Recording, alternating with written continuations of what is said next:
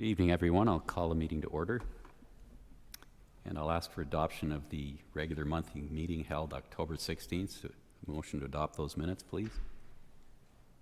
Deputy Warden Townend and Councillor Hagedorn, all in favor? Was there anything arising from those minutes I should have asked? Nothing? Thank you.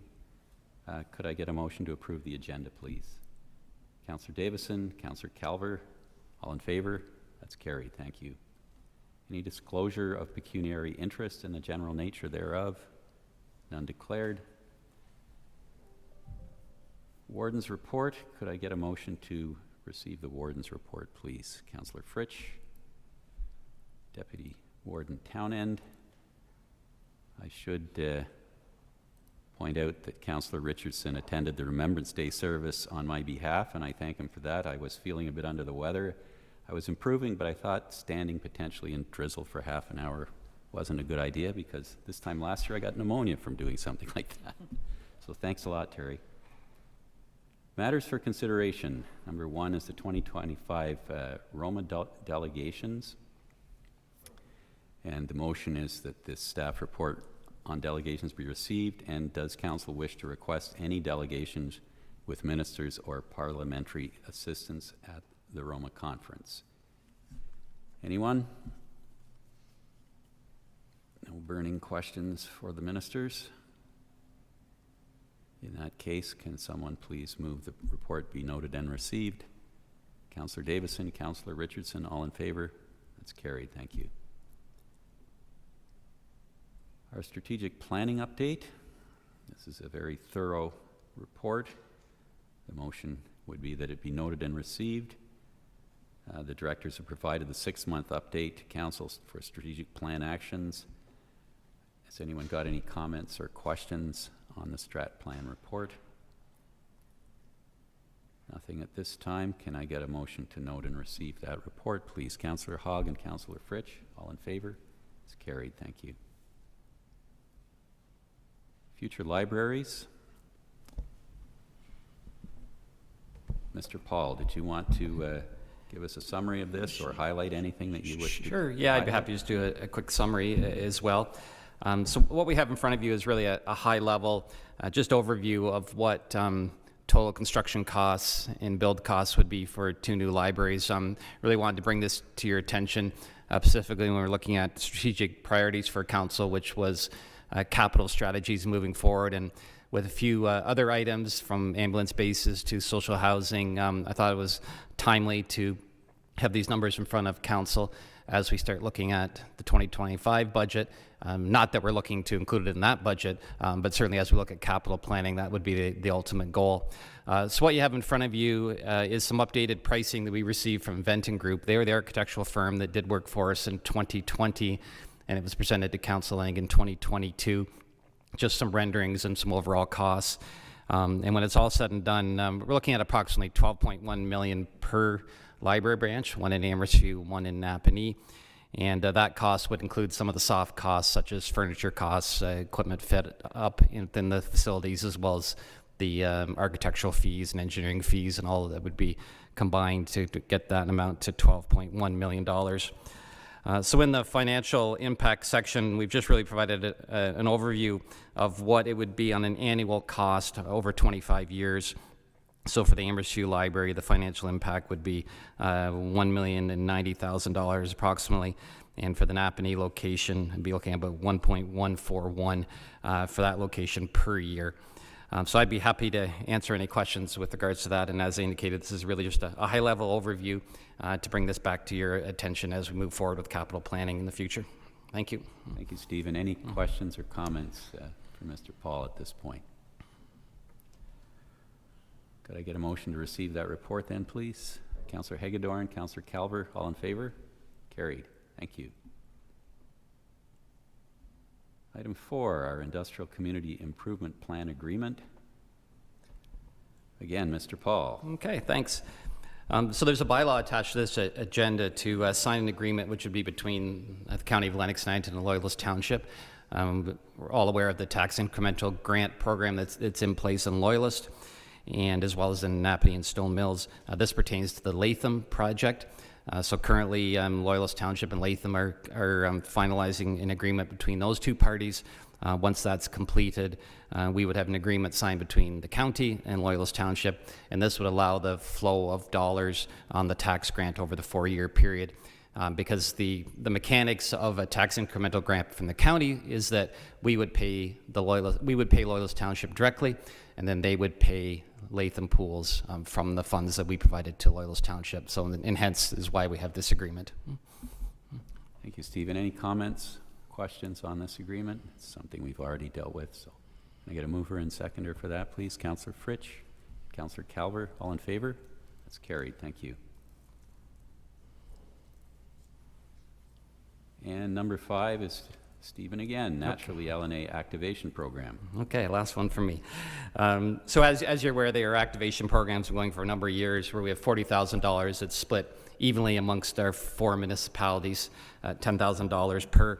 And we've been providing funding to help with new events, recreational products and activities, cultural products, beautification. There's quite a wide range of that. One of our commitments with this program is that we would do an overall review of the program. So a couple recommendations tonight that we think would create even more impact for the Activation Fund. We want to fine-tune the categories that would be eligible for funding to new events, existing events, new tourism products, and tourism project enhancements only. And in reality, that's what the lion's share of all the applications that have been approved over the years really fall within those 4 categories. And then our second recommendation on a slight revision is that we would fund up to $5,000. And using this as an example, so if it's a $5,000 project, 80% would go directly to the project to help with their event and all the different aspects of what that might be. And then 20%, so $1,000, if we're looking at a $5,000 program, would be held back, and we would actually do marketing support directly for that event or that tourism product on their behalf. One of the things that we have found with these projects that we've funded is that the marketing is sometimes not as strong as what we would wish it to be, and the Activation Fund really is about getting new products in our marketplace, but also really trying to enhance our Naturally LNA brand. So we feel if we invest 20% of that funding, that will go a long ways in trying to bring new people, new visitors, and enhance our brand within Lennox and Addington County. And then the third part of this would be that we would just have an open application process. We wouldn't do strictly one per year.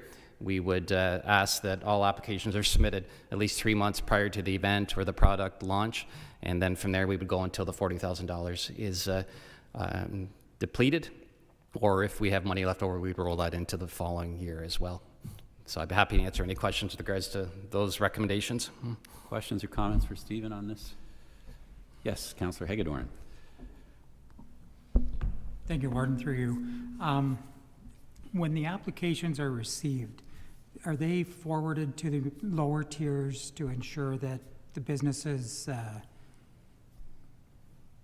actually adhere or are appropriately, things like zoned, meeting bylaw requirements and things like that? Yes, yeah, so we've gone through the due diligence on that. So for example, this year we kind of did a preliminary analysis. Firstly, our Economic Development Coalition did an evaluation of those. They ranked them, and then once we kind of had that ranking, then we went to each of the municipalities as well for a little bit deeper dive into exactly those type of things, zoning and all the, event permitting, all the things that would be required to follow your bylaws and your rules and regulations as well. Yeah.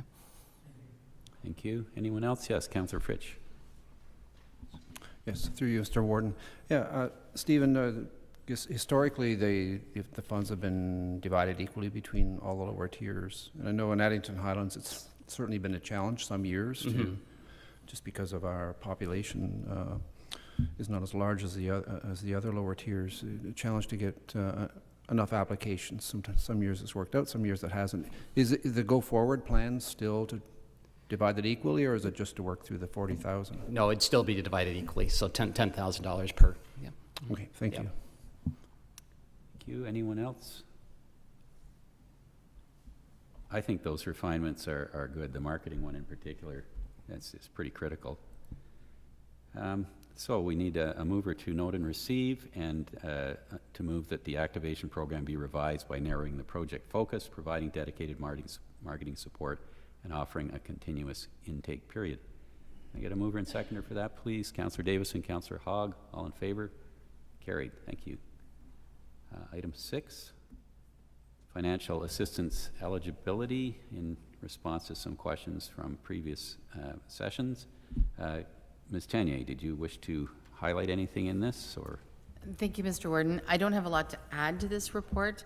Just to highlight, though, that I did go back after our last council meeting and confirmed that staff are not referring people to encampments. They're having fulsome conversations about what the person's housing options may be, whether that's staying with friends or family, renting a room, securing their own place if they have the income to do that. So they're having a fulsome conversation, and sometimes options work out, sometimes they don't. So that's the only really thing I have to highlight. But this, I just wanted to provide a more fulsome response to the request last council meeting. Thank you. Any questions for Lynn? Yes, Councillor Richardson. Thank you, Mr. Warden. I feel compelled, seeing as I was the one that asked the questions, so I'll start, if you don't mind. I'm going to jump right to the cut to the chase here, I think. Number 2 on the report, where it says, does Pellis do checking to see if a facility or property has the authority to provide housing or shelter? The first sentence in it states that Pellis does not have any enforcement capabilities. Can you explain to us, Ms. Chenier, what the enforcement capabilities would be, or what are you referencing there? So really, the only thing that we're responsible for under the Ontario Works Act is to confirm that a person has verifiable shelter costs. So if a property owner or a landlord provides a letter or a rent receipt to our client or applicant, that would be sufficient in order for that person to then qualify for shelter expenses.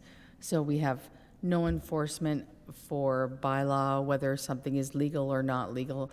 The only thing that we are able to do is to confirm whether or not the person has verifiable shelter costs. Okay, thank you, and thank you for leading me right into my next question, which is the second part of that is that the Pellis is responsible for ensuring that the person is charging the rent is the legitimate person to charge the rent. The person may be the landowner, landlord, superintendent, property manager, tenant. Now, we confirm that the person charging the rent has the ability to do it, but it doesn't appear as though we do any other investigating or checking to see whether the premises or the property or however you want to reference it is actually a legal property. And the reason I mention that is the property in question obviously is the property we have down on Bridge Street in Greater Napanee. There's not a chance in the world that piece of property is compliant for anything, whether it be the Fire Act, building code issues, zoning issues, is completely uncompliant. And so I guess my question is that we understand that, we know that, and us, or we at the town of Greater Napanee have recognized the fact that this isn't a compliant in any stretch of the imagination, and isn't even close to being compliant. Do we have the ability, once we know that the property is not compliant, to not provide those funds to the folks that are claiming rent there? I guess that's my question. Through the warden, thank you for that question. Pellis does not have any ability at all to withhold the funds. So if we've received verifiable shelter costs that the person is required to pay, then we are to issue it under the Ontario Works Act, and that's the legislation that we fall under. And I thank you for that, Ms. Chenier. It kind of flies in the face of common sense that we are providing funding for an apparent or an alleged shelter or property, but it's not legal. And not only is it not legal, it's not safe. The property, and I think we're going to find out here, is that property is near impossible to get a fire truck into. And so if there was something that happened on that property, we couldn't even get a pumper truck or a fire truck in that property. And so it flies in the face of common sense that we would be funding, or at least Pellis through the provincial government would be funding a shelter that's not even close to being compliant or for that safe. So I appreciate the fact that Pellis doesn't have the ability to enforce anything, but my goodness, it flies in the face of common sense where we've got one government trying to rectify a problem and another government supporting it. And that's the position that we in the town of Greater Napanee, and I suspect that we're not the only municipality in this country or this province that are going to run into this problem. That there has to be, I would think, and I'll follow up with this question, is there any liability of Pellis, the County of Lennox and Addington, or the province of Ontario for that matter, liability, and again, I'm going to ask a question that is probably a question that's going to be answered by a lawyer, but is there any liability for this government, for the Ontario government, to be sponsoring something that we know and we understand is not legal, it's not compliant, and for that matter, it's not even safe? Through the warden, thank you for that question. I don't believe that there's any liability on behalf of Pellis or the county because we are following the legislation that we work under and have been tasked with upholding. But if it's council as well, we can certainly get a legal opinion on that.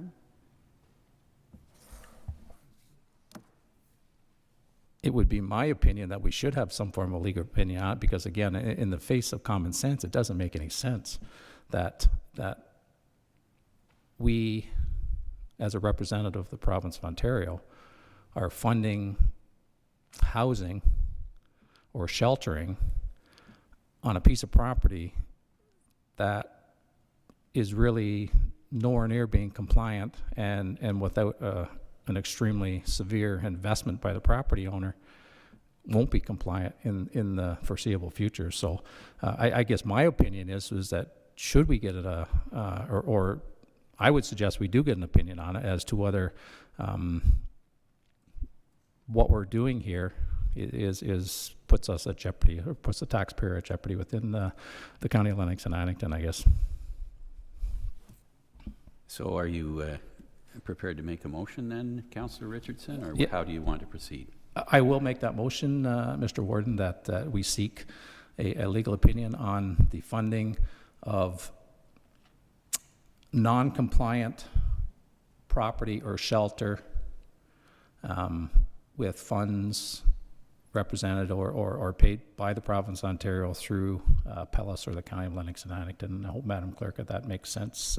If not, I can probably clean it up for you.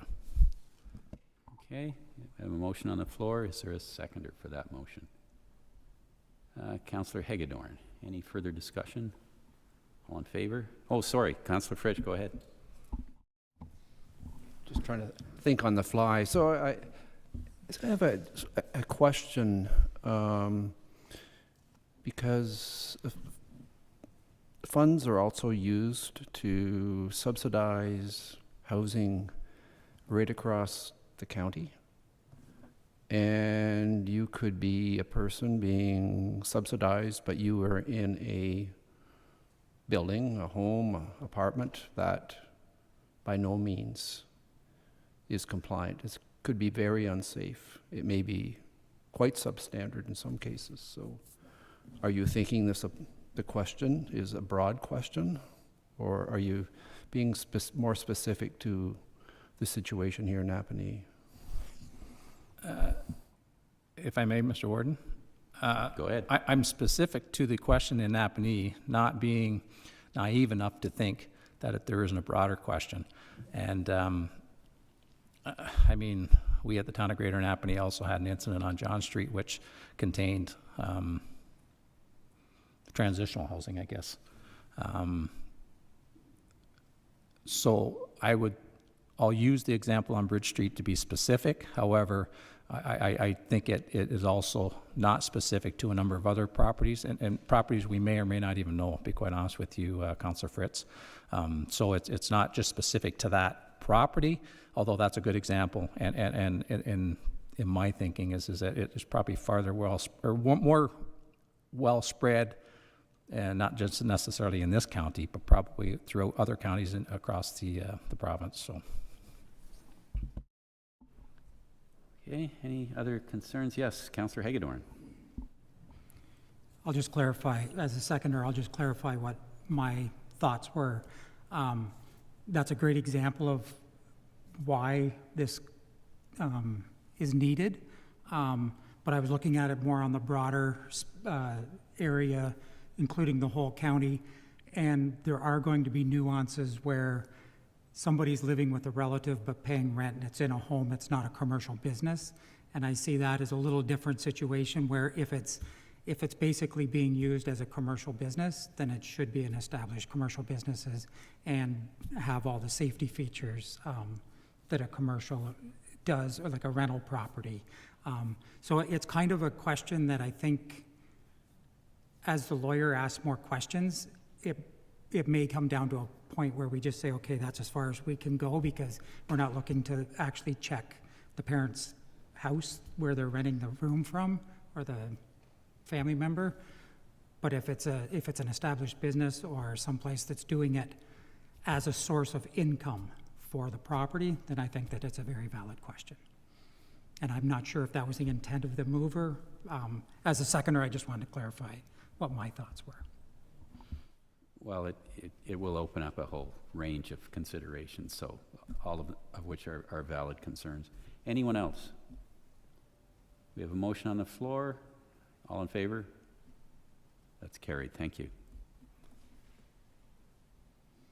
And following on the same vein, item 7, services available for the unhoused.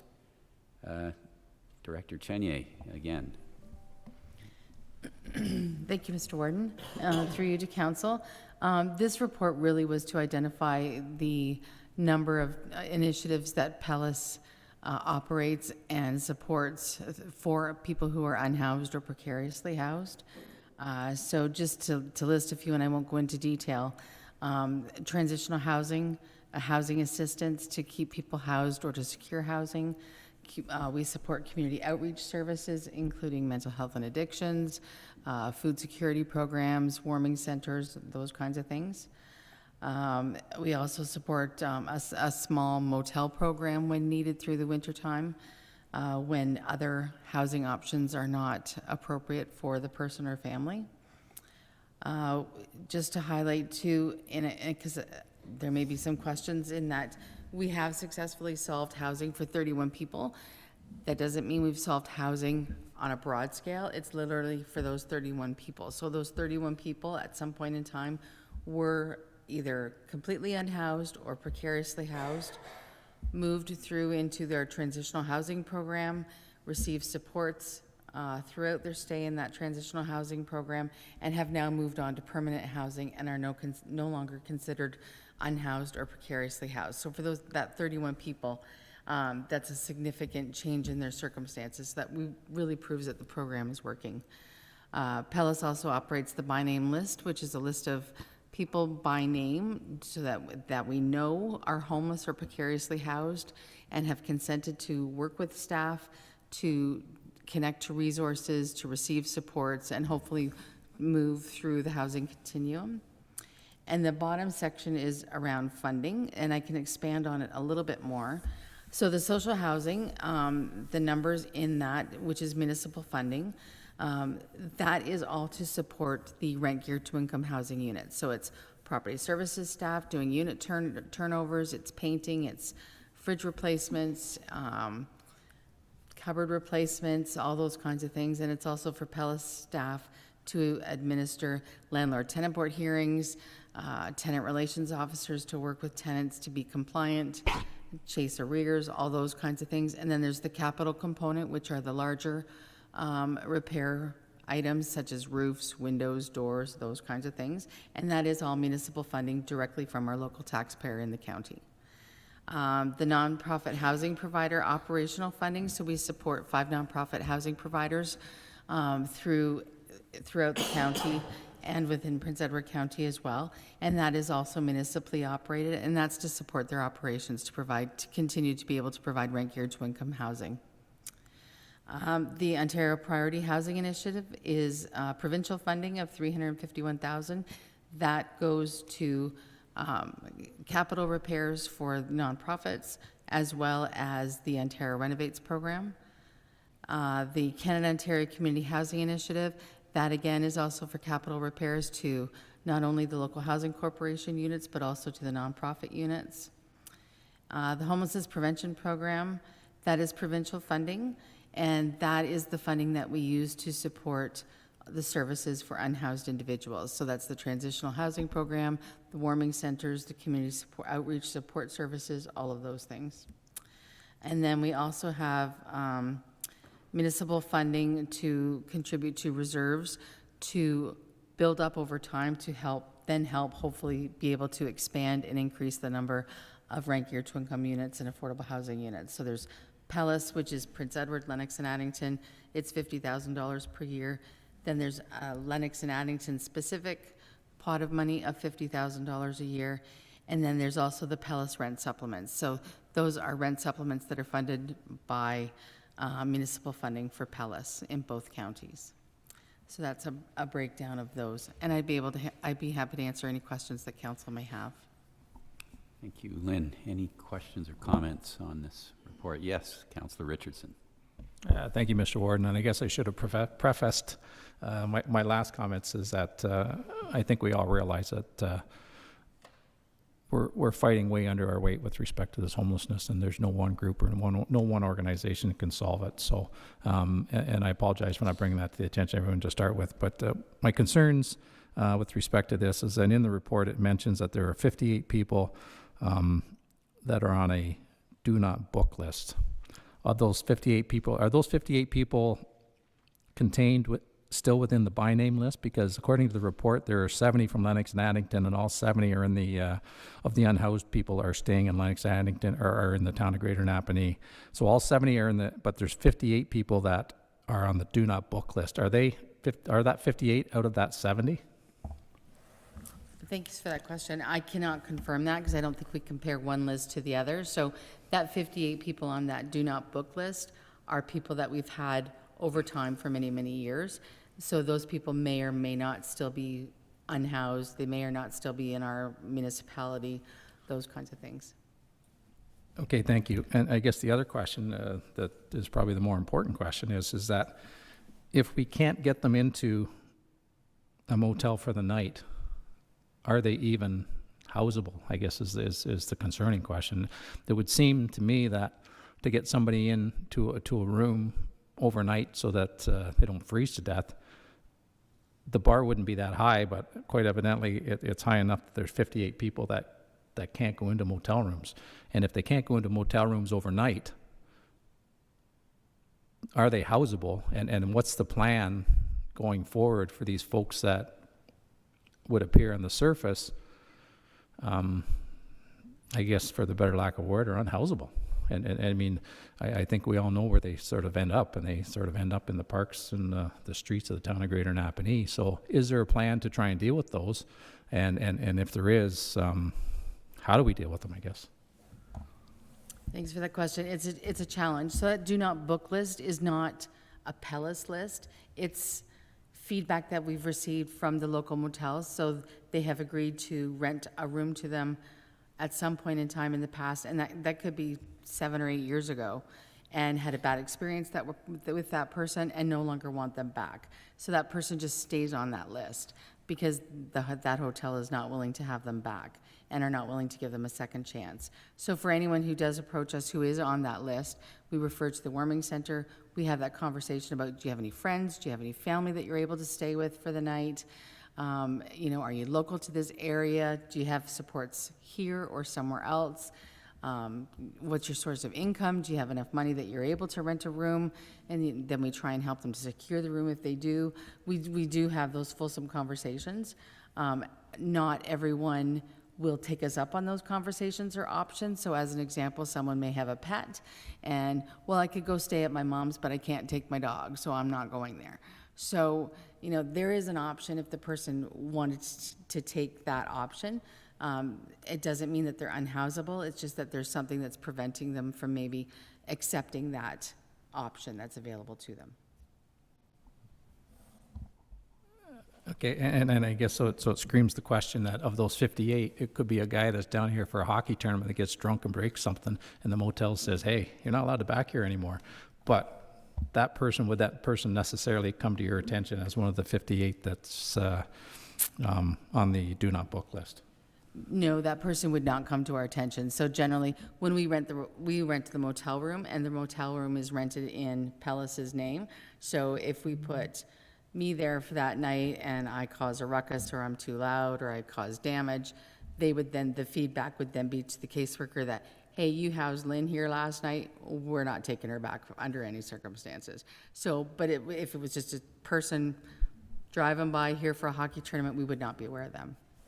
Okay, no, that makes sense. I was maybe a little bit confused in the fact that, so the do not book list is actually people that Pellis have put into a motel, and they've obviously caused problems, and they said, hey, we're not taking that person again. So, and in theory, I would, and I guess we could guess that it's probably someone that's not housed, but again, we don't know that for sure. So, yeah, thank you. Anyone else? Yes, Councillor Hagedorn. Thank you. Through you, just for clarification, if somebody goes on the do not house list from a motel, is it automatic for all the motels that it's a do not book list, or is it just for that location? Thanks for that question. No, it's not an automatic to all of them, although just like any other business owners talk, so word does tend to get around, so it does tend to spread.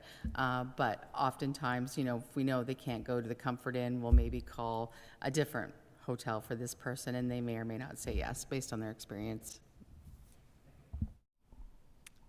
Any other questions or comments for Ms. Chenier?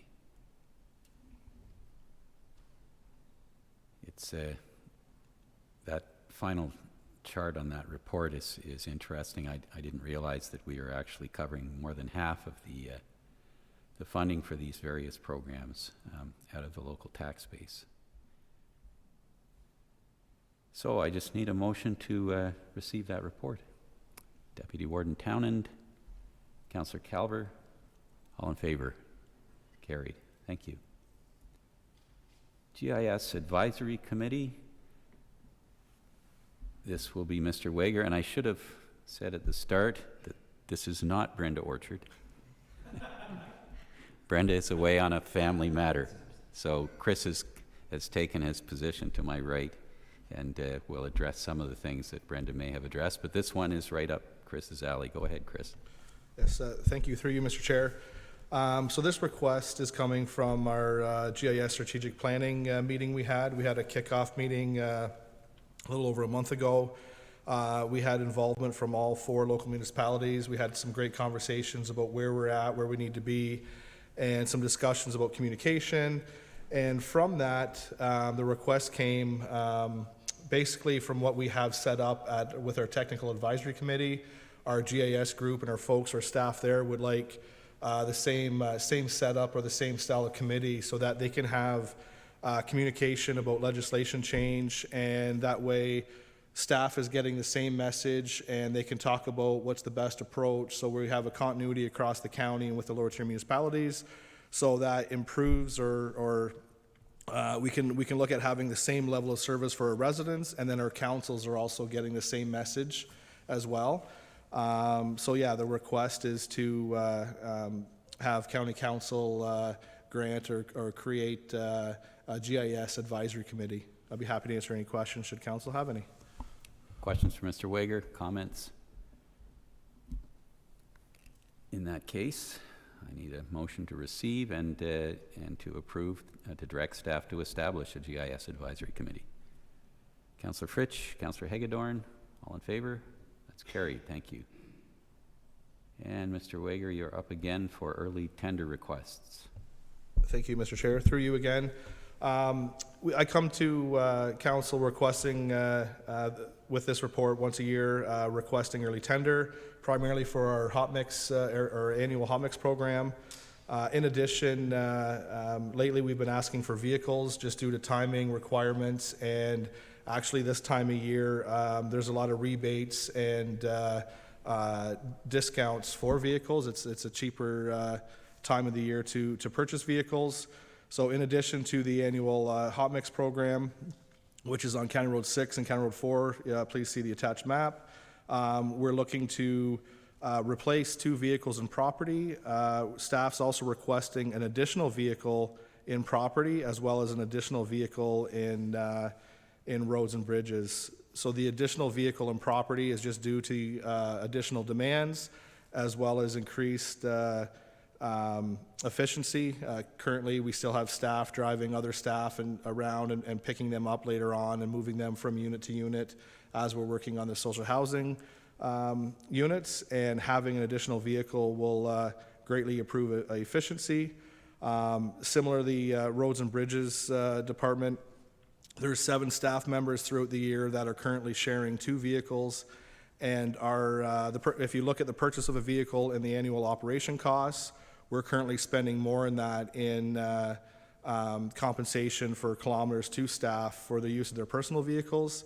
So the addition of a new vehicle for the Roads and Bridges group will allow us to either save a little bit of money or stay status quo, but it will help remove some liability in case there's an accident or incident with staff personal vehicle on site.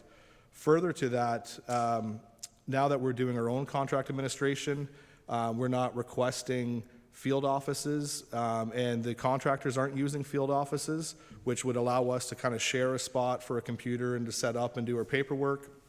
That's why we're doing it out of the vehicles, and we're spending more time on site with vehicles. That cost is about $5,000 in savings a year that we're not requesting that office. So again, that can be considered in the purchase of a new vehicle, that we don't have that to spend as well. But I'd be happy to answer any questions should council have any. Questions for Mr. Wager? Councillor Calver. Through you, Your Worship. Mr. Wager, what would the mileage a day that they, because I see you're looking for EV or hybrid vehicles. What kind of mileage will these vehicles see in an average day? Good question. It depends where they're going. Like if we have to work up in Addington Highlands, you could easily put on 250 to 300 kilometers a day. Or more if you consider driving back to site. Sometimes, and this is referring to roads and bridges, and or I guess property, if they have to go to a hardware store for materials, our road staff will drive to Belleville or Kingston to drop off concrete and asphalt samples. There are a lot of kilometers on a vehicle. Mine personally, I think I'm at over $5,000 in reimbursement to date for this year, which is, again, it's over the annual operating cost of a vehicle. No, thank you. I was just concerned about, like, I have an EV vehicle, I love it, but it's limited to mileage. And if it's something you're looking at going that direction, you may want to consider or take a good look at buying the extended range battery with it. We're getting about 400 with ours in the summertime and around 360 in the winter here. So just an idea, but I'm all for the EV vehicles for sure. Through you, Mr. Chair. We're actually demoing electric truck tomorrow. We're going to put it through its paces. Cost of electric or EV vehicle pickup truck is about $15,000 above gas, but if you consider the overall lifespan of the vehicle, it's about the same or maybe even a little bit cheaper. That said, from our services here, if we do have issues with ranges, because the vehicles that we do have, we could always say, well, if you have to go to this area, take a gas vehicle. And we have majority of our social housing units around Greater Napanee, and even going up to Tamworth, like an EV vehicle can compensate that accordingly. That we just delegate that vehicle to more of the local area where we don't have to worry about range. So we're having discussions with staff on that now, and And honestly, looking at hybrid is a good option as well, because then you don't have to worry about where it goes. It's a combination of both. Anything further? Thank you. Thank you. We need to get level 3 charging up in Caladar. You have it. That would contribute greatly to these range issues. And I believe the province, and I'm not sure if you can elaborate, Mr. Wager, has instituted a program to establish a far more robust charging network. I don't know if the ratio of level 2 to level 3, but that's coming. Maybe it's coming into areas where we could make use of that infrastructure. Yes, through you, Mr. Chair. We actually recently applied for level 3 funding, funding for level 3 charging within the county of Lennox and Addington, and we're unsuccessful through that grant opportunity. Staff are continuing to look at funding opportunities, but I think they're looking more towards businesses and like in a downtown core area. That was one of the selling features, is that, you know, if it was around the county courthouse, that we are close to downtown, so like someone using it could walk down to downtown. But yeah, no, we're taking any opportunity to look for funding for those features. Thank you. Anything further on this report? In that case, I need a motion to receive and to direct staff to issue an early tender for the 2025 hot mix program and 4 vehicles. Councillor Davison, Councillor Calver, all in favor? That's carried. Thank you. And once more, Mr. Wager, temporary pedestrian crossing. Yes, thank you again, Mr. Chair, through you. The section of Center Street at Graham Street with pedestrian counts and traffic volumes, it's now warranted for a Type C crossing. We did the warrants for that recently. We did get a couple concerns over the last few months, and we have determined that it is now time for that crossing there. So it's the same feature that's at Southview right now, if anyone's familiar with the crossing at County Road 8. We looked at our capital plan, and we are starting construction in 2027, ending 2028. That intersection is planned to actually have a set of traffic lights, which would have pedestrian crossing accommodations at that time. But until we get to 2028, staff's recommending installation of a Type C as a temporary base. It's going to be fully solar. It can be removed and salvaged and maintained, here at the county, or let's say at the Napanee Yard.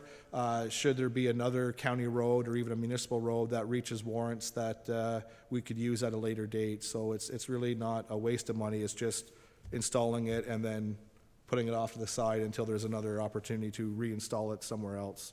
Be happy to answer any questions should council have any. Questions on this one? Councillor Calver. Yeah, thank you, through your worship. Chris, excellent report. I can't get over 16,000 vehicles a day through that, but you and I have had several conversations on traffic counts recently, so it doesn't surprise me. I've had a lot of calls on this intersection as well, as I've talked to you about as well, and I think it's a great idea if we can possibly swing it. Thank you. Yes, Councillor Hagedorn. Thank you, through you. I've been through the Southview one, but not recently. Can the Type C, is that fully signalized, or is that just a flashing light? That is the white and amber flowers. I think it's just solid white, or maybe it's white and amber. It's just a flashing light. It's not signalized. Initially, we did have some concerns immediately after installation at Southview, but the county, in cooperation with the OPP, did a lot of education for the parents and drop-offs at the school, as well as we did a stop program, just randomly stopping vehicles that were driving down so that they were aware of the crossing. And since then, I would say the concerns or the calls, complaints from residents have greatly decreased. And I don't see concerns there at all at this point. Just a follow-up comment, if I may? Yeah, go ahead. In this situation with the AEDTs that it's got, That's probably the best, because then you're not blocking vehicles at a red light after they're out of the intersection. As soon as it's clear, they can start traveling again, and that would keep traffic flowing as well as the pedestrians, I think. So good choice, I think. Anything further? In that case, can I get a mover to receive the report and the council direct staff to install temporary pedestrian crossing at the intersection of County Road 41 and Graham Street? Councillor Calver, Councillor Hagedorn, all in favor? That's carried. Thank you. Item 11, Advisory Committee recommendations and reports. The first one is our Economic Development Commission, Coalition rather. Any comments or questions on that report? I will say that was an excellent meeting. It's a very spare set of minutes when you just look at it. We got a tremendous amount of good and interesting information of that meeting. It filled 2 hours, and I think it was very fruitful. I think you'd agree, Terry, that was an excellent meeting. Can I get a motion then to receive that report? Councillor Richardson, Councillor Hogg, all in favor? It's carried. Thank you. And the Accessibility Advisory Committee report. Any questions or comments on that report? Can I get a motion to receive that one, please? Councillor Fritsch, Deputy Warden Townend, all in favor? That's carried. Thank you. And the John M. Parrott Center Compliance Report. Ms. Malcolm, anything to highlight? Thank you, Mr. Warden. I'll just walk you through. You can see that we've had 80 admissions so far at the end of October. That's a little bit lower than it was last year, which is actually very nice because we're actually able to fill the beds and keep them filled, where we struggled last year with that. We are still having we're struggling with dietary, PSW, and RPN departments. What is good is that we are coming into the end of the first class, the first PSW class, the living classroom. So they'll be finishing the beginning of January. And so we are hopeful that we can recruit as many of those PSWs as possible, because that will really help us. There has been no further QI data released at this point, so there's nothing changed from the last time I reported, and we've had no inspections either. We did have IPAC week, which we celebrated, and you can see that we are still running low on flu shot compliance with staff. So we are seeing that flu shot. Actually, we're seeing vaccination fatigue across the board with our staff. We're getting a good uptake with our residents for both COVID and for flu shots, which is very good. We currently actually are in outbreak, COVID outbreak on one of our home areas. We had 2 in outbreak and 1 came out yesterday. And you can see the education that has been provided specifically around IDSI. IDSI is a texture, all about textures for our pureed individuals.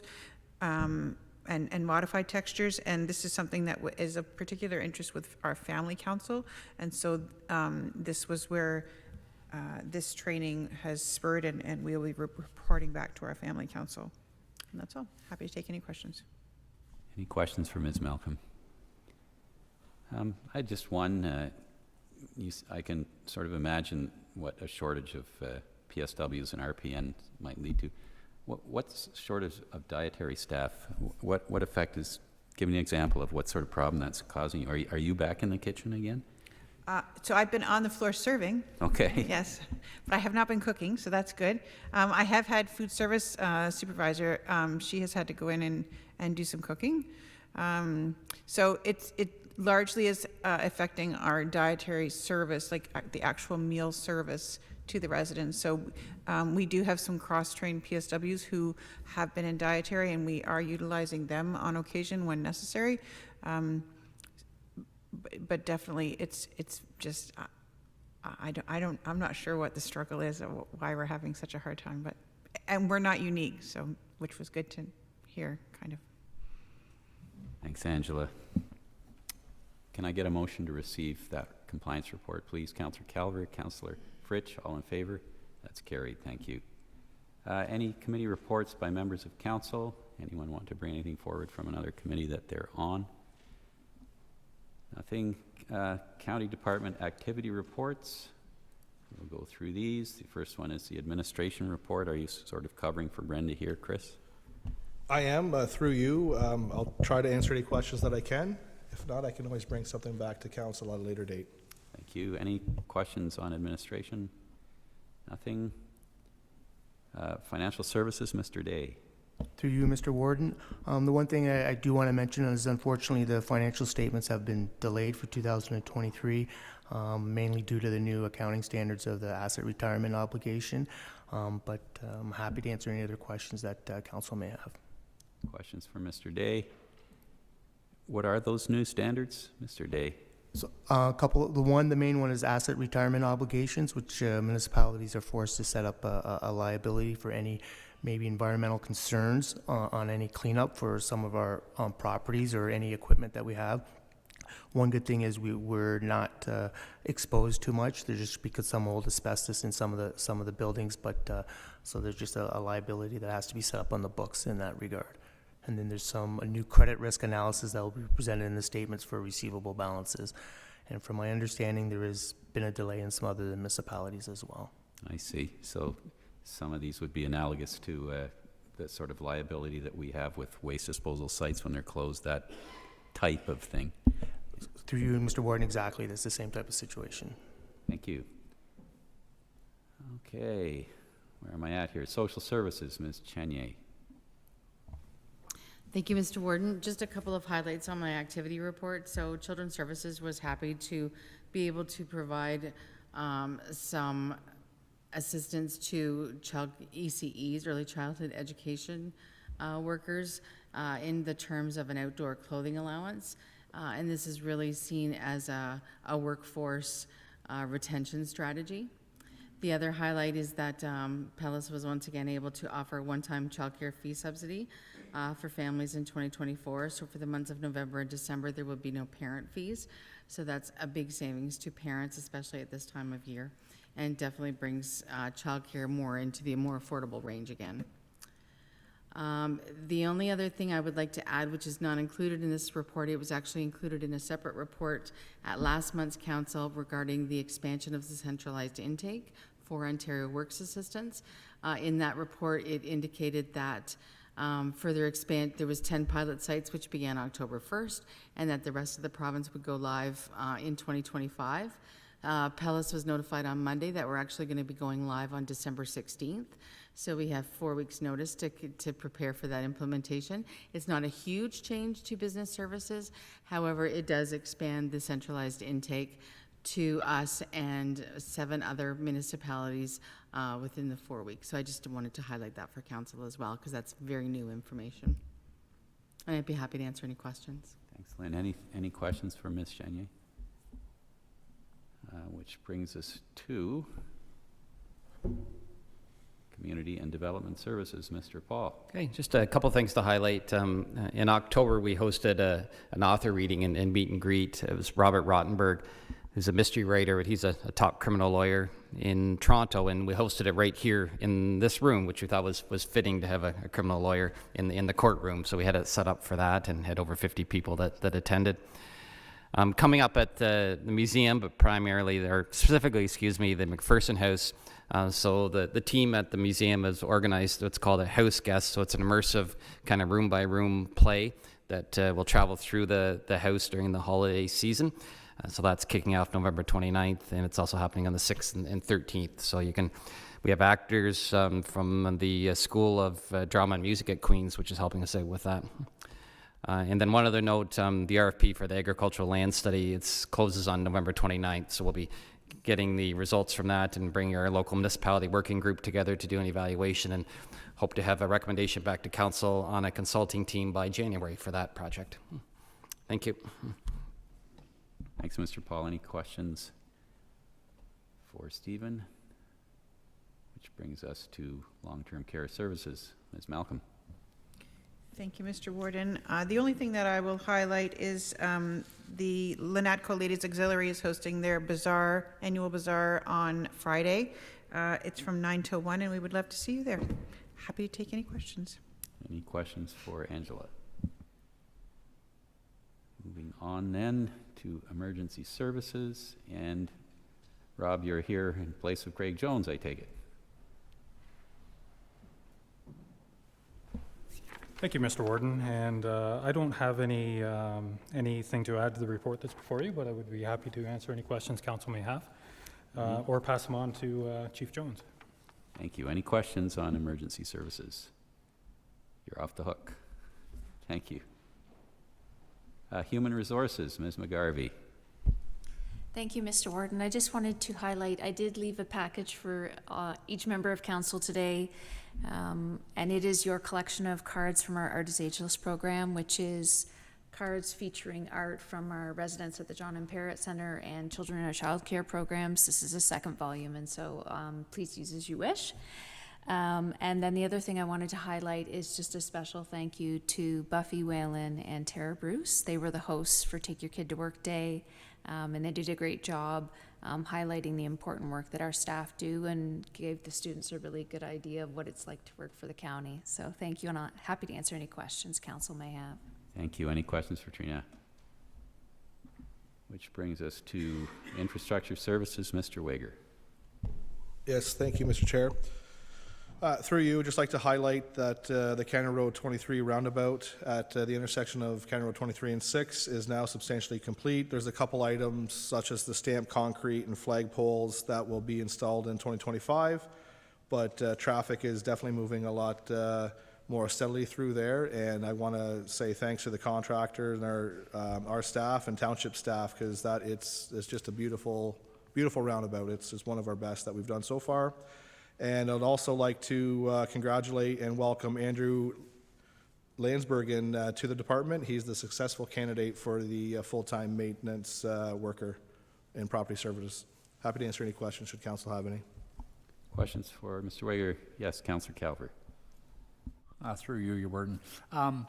This roundabout, we were actually through it the other night. Beautiful roundabout. Probably one of the easiest ones we've been through yet. The only thing I didn't like, and I forgot to mention this to you earlier, Chris, was the signs, the green signs explaining, which one to get off of. At night, it's like they're angled just wrong. They're not clearly, you can't clearly make them out when approaching. I approached from the north and from the south. I was going to the arena, and I noticed that both directions. So I don't know that that's something I should be taking a look at in the dark. Wasn't a real dark night, and it wasn't raining, but on a dark, rainy night, if you were new to the area, you wouldn't be able to make out which way to go. Through you, Mr. Chair. Those signs, if you notice, the text is even a little bit smaller than it is on most signs. They're just temporary signs until the other ones could get ordered and put in place. And when they do that, they can angle them a little bit better. Because they were just put up quickly, I think they might be a little misaligned, as you mentioned. But once the official ones come in, then we'll make sure that they're properly aligned. Sounds good, thank you. Anything else? Yes, Councillor Hagenor. Just a comment about the roundabout. A lot of positive feedback from the users, great improvement, and the construction, of course, no one likes to wait, but the wait was worth it. It was worth it. It's all been positive comments since it's been opened after being completed, so thank you. Anyone else? I would add my voice to that. It's a very smooth transition now. You're not wondering who's going next like it was with the old four-way. Having said that, I was in a roundabout in Kingston today, and someone just about T-boned me. I don't know if he didn't see me or he didn't understand how these things worked. And my reaction, which probably should have been to speed up, was to put the brakes on, which if he'd gone another 2 feet would have been the worst thing I could have done. So watch out for the other guy. Can I get a motion to receive those activity reports, please? Councillor Calver, Deputy Warden Townend, all in favor? That's carried, thank you. We have a couple of resolutions. Should I get them back here? Investment in municipal infrastructure. This is from the Eastern Ontario Wardens Caucus. What are your wishes on this one? Yes, Councillor Davison. I believe that we should support, at least for the Ontario Rural Roads Safety Program. So you're moving, Yes. receive and support both these? Yeah. These?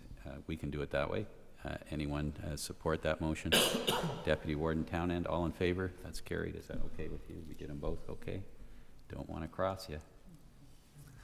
Matters for information, Eastern Ontario Wardens Caucus news release. Can I get a motion to receive that? Councillor Fritsch, Councillor Hogg, any discussion? All in favor? That is carried. And I need a motion to move into closed section pursuant to Section 239 of the Municipal Act as amended. This part of the meeting will be closed to the public in order to adopt closed session minutes and to consider a proposed or pending acquisition of land by the municipality and to consider financial information supplied in confidence. Could I get a mover and seconder to go into close, please? Councillor Richardson, Councillor Fritsch, all in favor? That's carried. We'll just take a moment.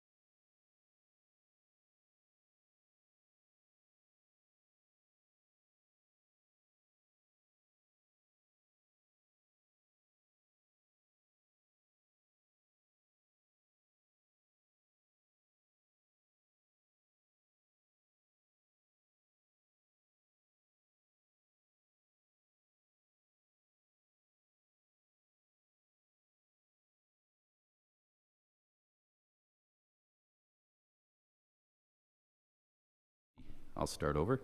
In closed session, County Council approved minutes from the September 4th, 2024 closed session meeting and considered potential acquisition of properties and financial information supplied to the county in confidence. So do I need a motion that staff proceed as directed in closed session? Can I get that motion, please? Councillor Hogg, Councillor Fritsch, all in favor? That's carried, thank you. Other business, any statements by members? Notice of motion, matters of urgency. Nothing. So at this point, I have a few things to say.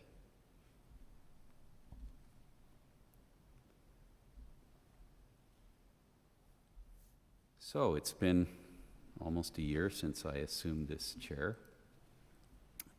And in that year, we've done a lot.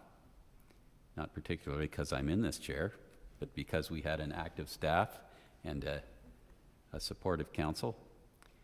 Among other things, we approved the county participation in the Town of Greater Napanee and Stone Mills Township Industrial Tax Incremental Grant Programs, which were facilitated by community improvement plans that Stephen prodded us to initiate, under which that helped facilitate substantial expansion of the Goodyear plant in Napanee. There was federal and provincial money put towards that as well. It was a good multi-tier undertaking. We considered and approved a $103.6 million budget for 2024, including $19 million and change in capital improvements to our bridges and roads. We spent almost $1 million at the John M. Parrott Center for capital repairs, equipment, and furnishings. Just over $600,000 for capital improvements to county-owned buildings. Almost $1 million for capital improvements to social housing. And we approved $50,000 per year for a 10-year period for the LNA General Hospital's acquisition of an MRI, which is now up and running. And staffing enhancements at the JMPC helped to further augment infection control capacity, as well as helping us get closer to the goal of 4 hours of daily care and customer service excellence. Applications for our Naturally LNA Activation Fund were approved for events and experiences in all 4 lower tier municipalities. Construction of the new roundabout, which is substantially complete now at County Road 6 and 23. This important project will improve safety and traffic flow at this very busy intersection. We adopted an updated energy management plan for the county's operations, which sets out goals and objectives for conservation efforts, as well as proposed conservation efforts moving forward. That saves us money. It also reduces emissions, which is critical. Council directed staff to initiate a request for proposals to undertake a land evaluation and area review, or LEAR study, that will entail a comprehensive review of prime ag land use designation within the county. And as Stephen pointed out, that's about to close, that request for proposals, so we'll soon have an interesting report to read on that subject. We've engaged a consultant for project and contract administration for the construction of a new emergency service base in Loyalist Township. Land purchase should be finalized by the end of November. This is something that's been a long time coming, and I'm sure there are many happy people looking forward to that, including me. Council will continue to be challenged with the issue of homelessness and precarious living conditions, which are prevalent not only in our county but across the country. Council have directed staff to research funding opportunities for housing projects and to explore partnerships with one or more of the county's lower tier municipalities that could include donation of land to construct mixed market affordable housing. That will be a huge challenge.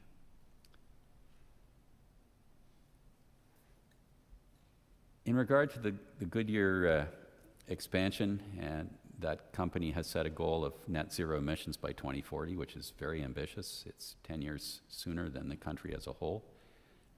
Their addition of a line to provide tires for EVs is admirable. It's interesting, though, that both the Prime Minister and the Premier and ministers accompanied them to that announcement, hard on the heels of the pause in the Umicore project. I think they wanted to emphasize that there was still some good news locally and from an environmental and employment standpoint. It's also interesting that the day after the presidential election in the United States, Umicore announced pause 2.0. I guess it's even more pause now. I'm not really sure what the meaning of that is, but it was quite obvious to me anyway that it was no coincidence that that was the day after the presidential election in the United States. We're now faced with an erratic and peculiar president. I think that's probably the mildest terms I could use for that fellow.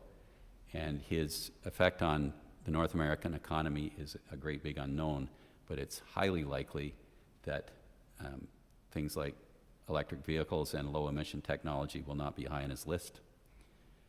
And as a result, Umicore and probably other countries are pulling back in their intentions to supply that sector of the economy. I think the flip side of that, though, and I've had some conversation at a provincial level, is that this is an opportunity for Ontario and indeed for Canada to move ahead as much as we can with green technologies, because that horse has left the barn, regardless of reluctance on the part of an American administration to participate in that economy and their desperation to continue with fossil fuel production. We can't keep going down that old road, or civilization itself is threatened, and that's not a hyperbolic statement. It's something that's obvious. Today, on Vancouver Island, we had 170-kilometer winds, an unprecedented hurricane-force storm that's the result of an overheated atmosphere and its instability. We could look at countless examples of this increasing threat to our infrastructure, to people's lives, and I won't go on about it. However, the opportunity for us, both locally and provincially, is to continue to develop technologies that will help us adapt and, in cooperation with the rest of the world, to mitigate the threat of climate change.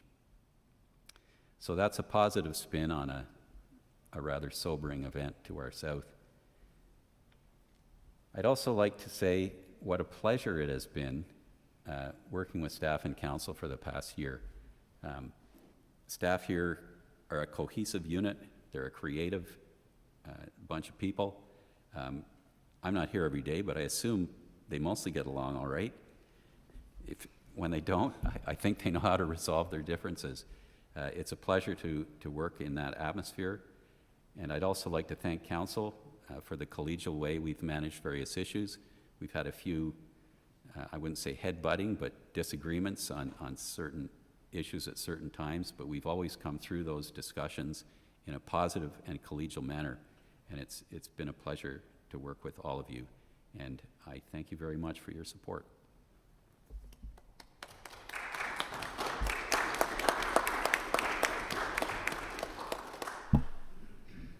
And at this time, I guess somebody's supposed to present me with something.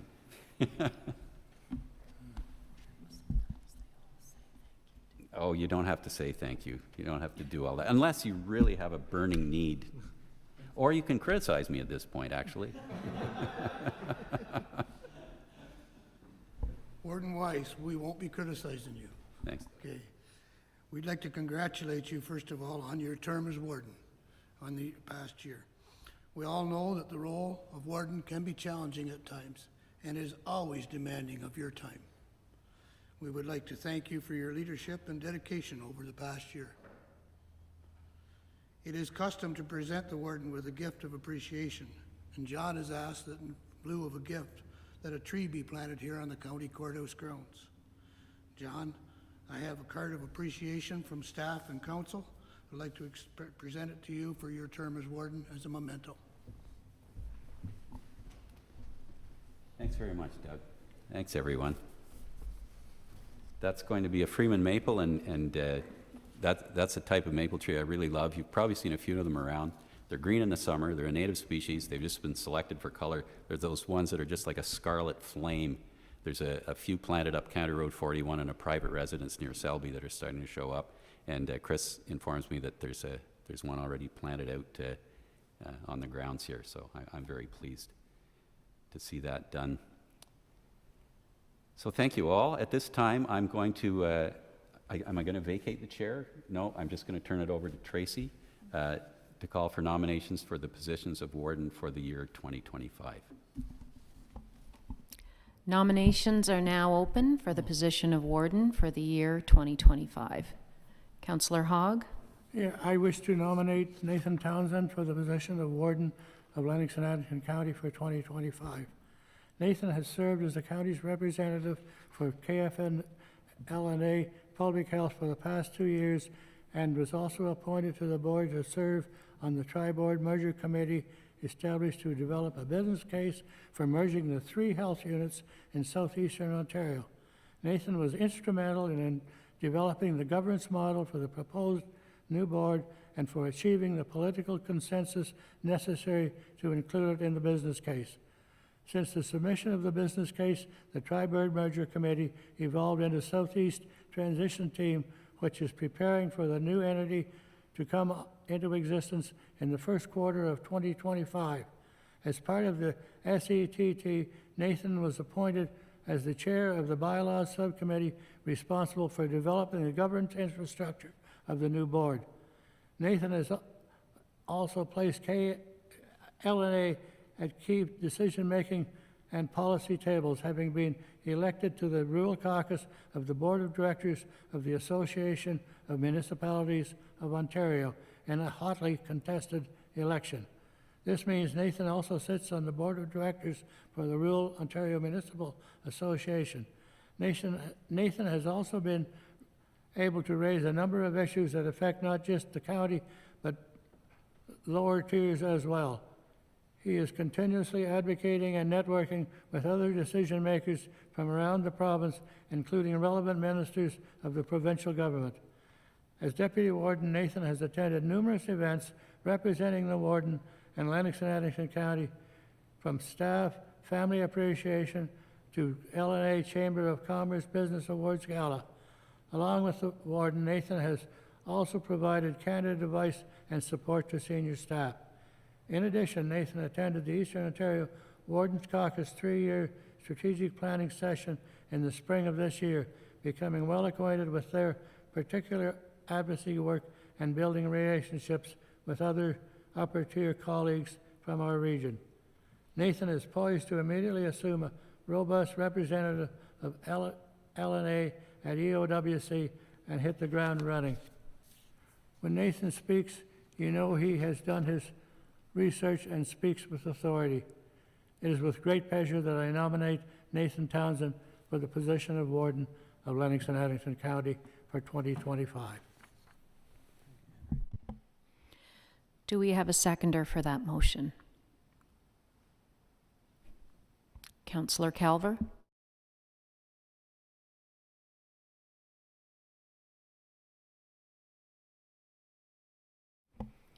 Second call for nominations for the position of warden for the year 2025. I'll nominate Terry Richardson.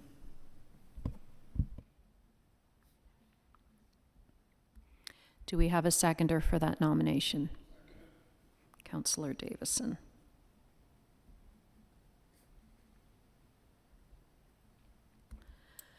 Third and final call for nominations for the position of warden for the year 2025.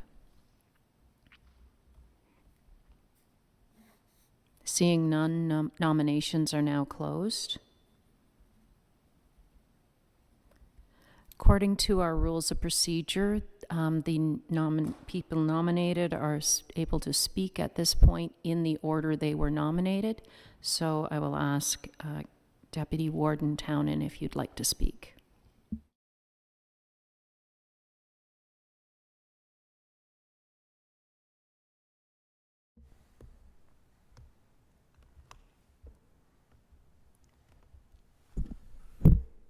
Through you, Warden, thank you to colleagues. Thank you to past Warden Hogg and to Councillor Calver for the nomination this evening.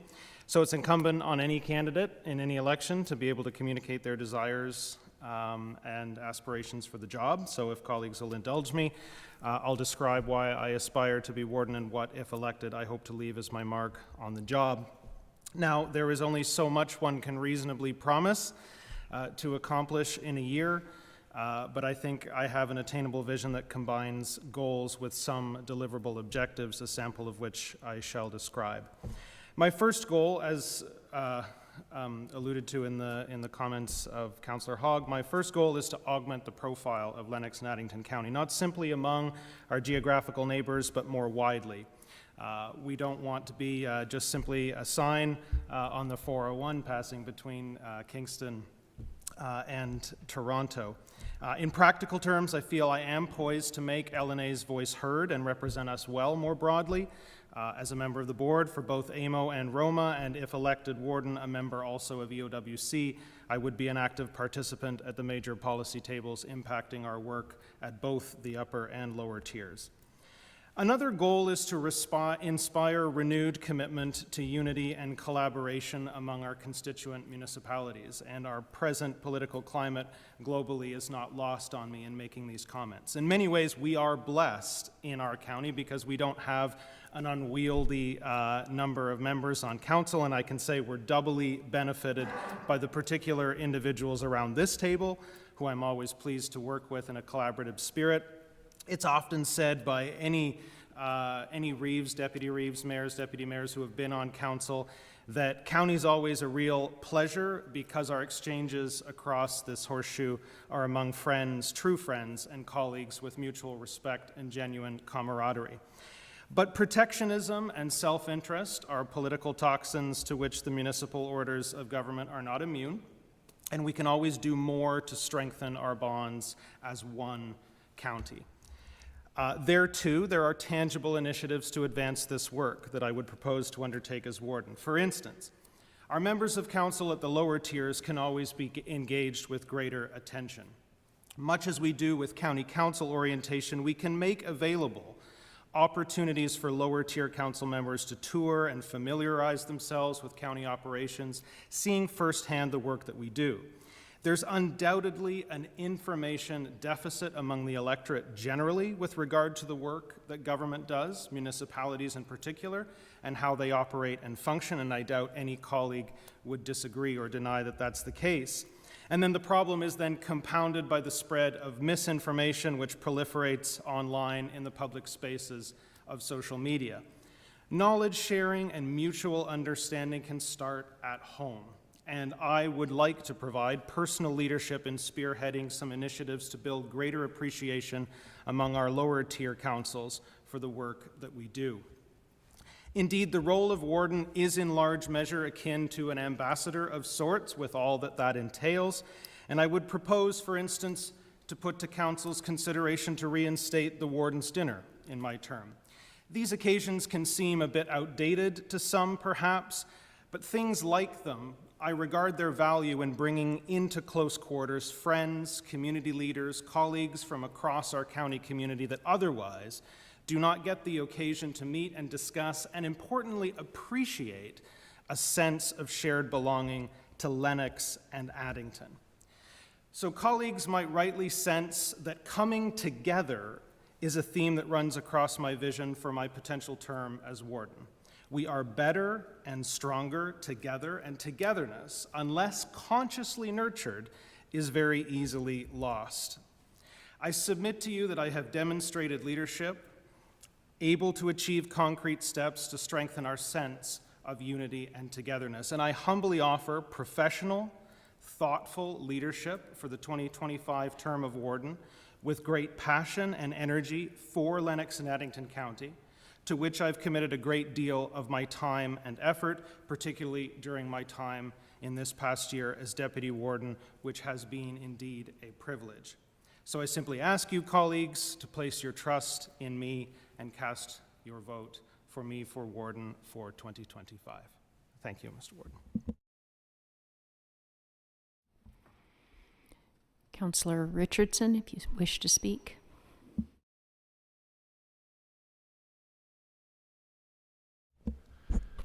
Thank you, Madam Clerk.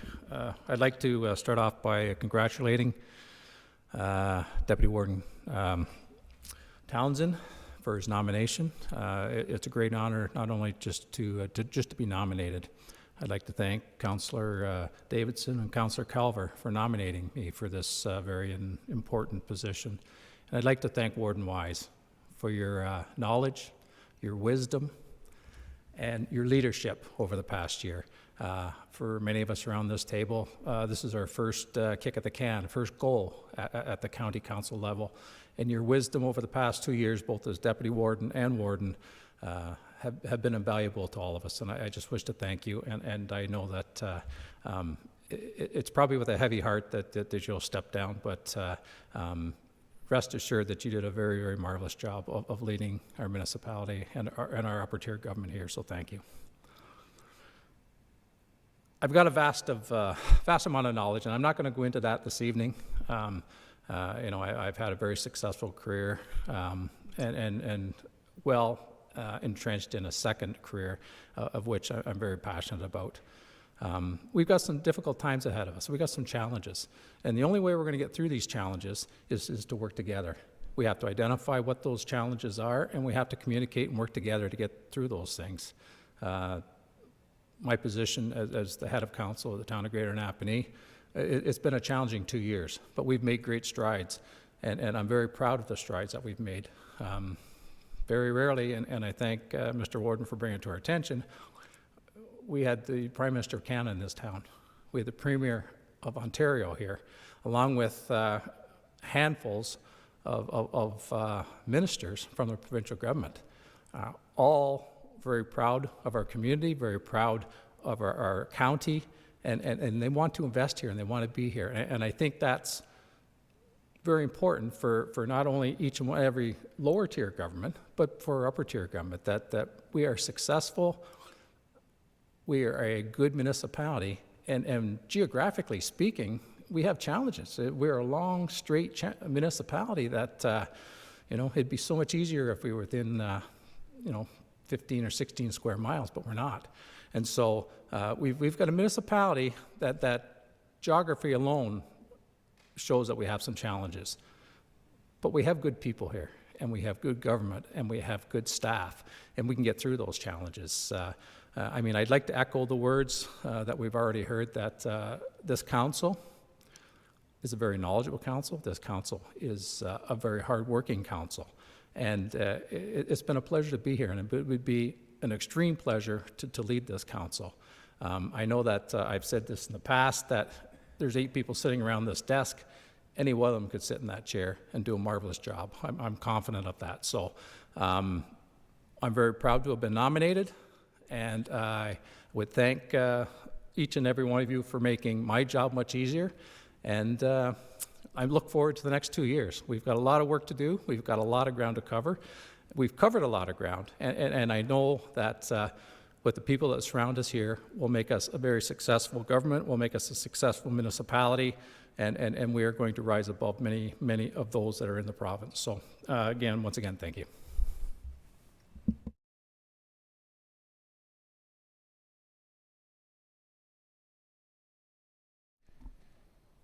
Thank you, Councillor Deputy Warden Townend and Councillor Richardson. The election for warden will take place at our inaugural meeting in December. What's the exact date of that meeting? The 11th, yeah. So that will happen at that time. We have a bylaw, a couple, our regular confirmation and proceedings, but the first bylaw is in regard to the agreement with Loyalist Township for the purpose of making tax increment equivalent grant contributions in accordance with the Municipal Community Improvement Plan. You have the bylaw before you. Can I get a mover and seconder for second and third reading of that bylaw? Councillor Calver, Councillor Hagedorn, any discussion? All in favor? That's carried. Thank you. And finally, our confirmation of proceedings bylaw. Can I get a mover and seconder for that, please?